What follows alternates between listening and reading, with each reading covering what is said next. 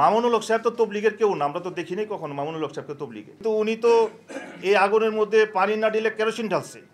আমাদের সরকারের সাথে মিটিং ছিল 18 তারিখ, সেটা হলো বুধবার 11টায় মিটিং হওয়ার কথা উপদেষ্টা মণ্ডলীর সাথে। আর আমরা এই পর্যন্ত 36টা চিঠি দিয়েছি প্রশাসনকে, যা আমরা 20 তারিখে জোর করব এবং সারা বাংলাদেশের সমস্ত সাথীদেরকে আমাদের জানিয়ে দেওয়া হয়েছে। আপনারা জানেন এটা সারা বাংলাদেশে যে ম্যাচুরেট লোক এবং তাবলিগের সাথী আকসার বেশিরভাগ আমাদের সাথে। তো সাথীদেরকে যখন জানাই দেওয়া হয়েছে সাথীরা চলে আসবে, কারণ ইজতেমার মাঠ এই প্রায় 2 লক্ষ থেকে 3 লক্ষ লোকের নামাজের ব্যবস্থা করা, এরপরে প্যান্ডেল তৈরি করা। আপনারা জানেন বিদেশি মেহমান আমাদের এখনও প্রায় 1500-র মতো বিদেশি মেহমান আছে আমাদের এই দেশে, এই জোর করার জন্য এসেছে বা আরও আসবে। তো সব কিছু মিলে আমরা বললাম যে ঠিক আছে, তাহলে 17 তারিখ রাতে চলে আসুক, মঙ্গলবার রাতে।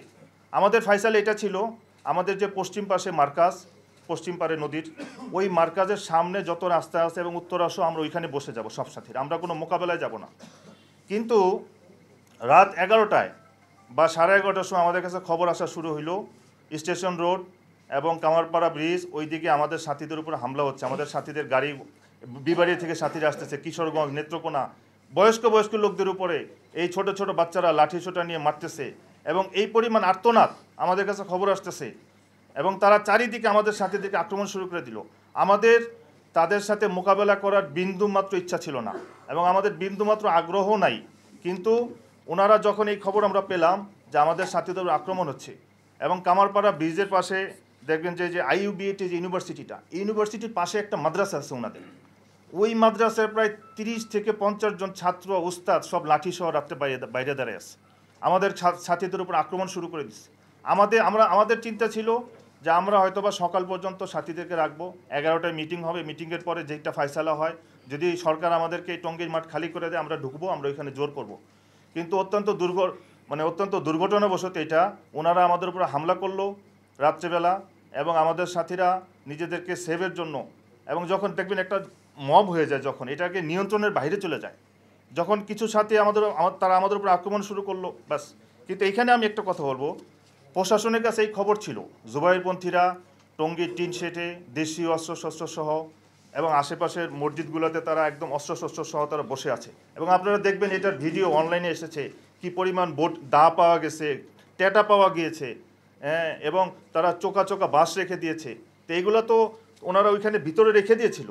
তা আমাদের সাথীরা যখন গেল ঘটনা ঘটে গেল। কিন্তু এখানে একটা প্রশ্ন হইল, প্রশাসনের কাছে এই খবর ছিল, প্রশাসন এবং স্বরাষ্ট্র উপদেষ্টা সাহেবের কাছে এই খবর ছিল, তাহলে ওনারা কেন, স্বরাষ্ট্র উপদেষ্টা কেন 18 তারিখের মিটিংটা একদিন আগে করলো না? যদি 18 তারিখের মিটিংটা একদিন আগে করতে এত বড় সংঘর্ষটা হয় না। কারণ ওনারা, আপনারা জানেন, প্রশাসনের কাছে র্যাব প্রশাসন হোক, পুলিশ প্রশাসন হোক, সেনাবাহিনী হোক, সবার কাছে আপনারা জিজ্ঞাসা করেন যিনারা নিজামুদ্দিনের অনুসারী তিনারা উশৃঙ্খল কিনা, তিনাদের আখলাক কেমন, তিনার আচার আখলাক কেমন। আমরা তো 7 বছর ধরে মাইর খাচ্ছি 2016-র পর থেকে এই পর্যন্ত আমাদের প্রায় 10 জন সাথীকে তারা নিহত করছে, হাজার সাথী আহত করছে। আপনাদের জ্ঞাতার্থে আরেকটা কথা বলি, এই যে 18 তারিখের ঘটনার পর থেকে এই পর্যন্ত আমাদের সাথীদের উপর এই পরিমাণ নির্যাতন হচ্ছে, ঘরে ঘরে গিয়ে আক্রমণ হচ্ছে, ঘরে ঘরে গিয়ে, এবং আমাদের সাথীদের দোকানের মধ্যে, ব্যবসা প্রতিষ্ঠানের মধ্যে আক্রমণ করতেছে।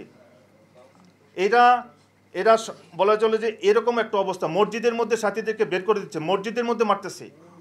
এইগুলো দেশের মধ্যে একটা অস্থিতিশীল পরিবেশ সৃষ্টি করতে চাচ্ছে।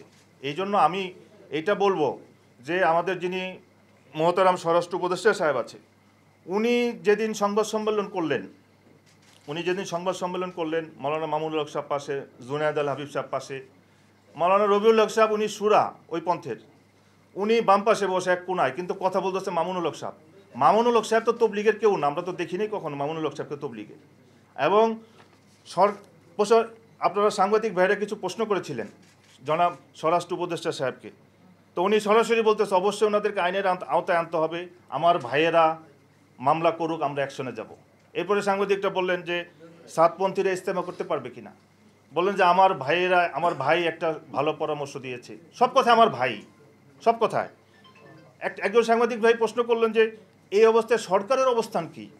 উনি একটা কথা বললেন সরকার, এরপর একটা কমা দিয়ে বললেন আমি বলবো আমার ভাইয়েরা আলোচনা করুক। তো আমার ভাইয়ের আলোচনা করে তো সমাধান করতে পারবে না। মাওলানা মামুনুল হক সাহেব তো পারতো, ওনার যে স্ট্যাটাস ছিল, ওনার যে খানদান, বাংলাদেশের ইতিহাসে ইসলামের মধ্যে ওনার খানদানের অনেক অবদান, আমরা মনে করেছিলাম যে উনি হয়তো এটার একটা সমাধান করে দিবেন। কিন্তু উনি তো এই আগুনের মধ্যে পানি না ঢেলে কেরোসিন ঢালছে, উনি তো এই আগুনের মধ্যে পানি না ঢেলে অকটেন ঢালছে। এখন উনি তো তৃতীয় পক্ষ, উনি তো আগুন কেন জ্বালায় রাখছে, উনি সমাধান কিভাবে করবে? জনাব বলে যে মহতারাম স্বরাষ্ট্র উপদেষ্টা সাহেব উনি ভাবছিলেন এটা, যে এটা মনে হয় খুব সামান্য একটা বিষয়। এটা দুইটা কারণ হতে পারে। এটা হতে পারে যে উনি এই ব্যাপারে উদাসীন, যে না এটা একটা সামান্য বিষয়, এটা সমাধান হয়ে যাবে। অথবা উনি ভাবছিলেন যে উনি ব্যস্ত অন্য কোনো কাজে, এই কাজে সময় দিতে পারেন নাই। কিন্তু এত বড় সংঘর্ষ, এত বড় মজমা আসতেছে, প্রায় 3 লক্ষ মজমা, এটা জনাব স্বরাষ্ট্র উপদেষ্টা সাহেব আগে থেকেই জানতেন। কিন্তু আমাদের কাছে কষ্ট লাগছে, এটা 13ই ডিসেম্বর আমাদের সাথীদের উপরে হামলা হইল, গাড়ি ভাঙচুর হইল। আমাদের জনাব রেজা আরিফ ভাই, আমাদের মহিবুল্লাহ ভাই, আতর রহমান ভাই, বশির শিকদার সাহেব ওই গাড়িতে ছিল। এবং আপনারা দেখছেন ওই ভিডিও, সন্ত্রাসী স্টাইলে গাড়ি জ্বালাই দিতে যাবে, কিন্তু আমাদের টঙ্গীর ডিসি সাহেব এসে এই গাড়িকে বাঁচালো, গাড়ি ছেড়ে দিল। আমাদের বশির শিকদার সাহেব মারাত্মকভাবে আহত হলো। আমরা মামলা করলাম 15 জনের নামে, এই পর্যন্ত একজনও অ্যারেস্ট হয় নাই। আমরা মামলার এই ব্যাপারে কোনো অ্যাকশনও দেখি নাই।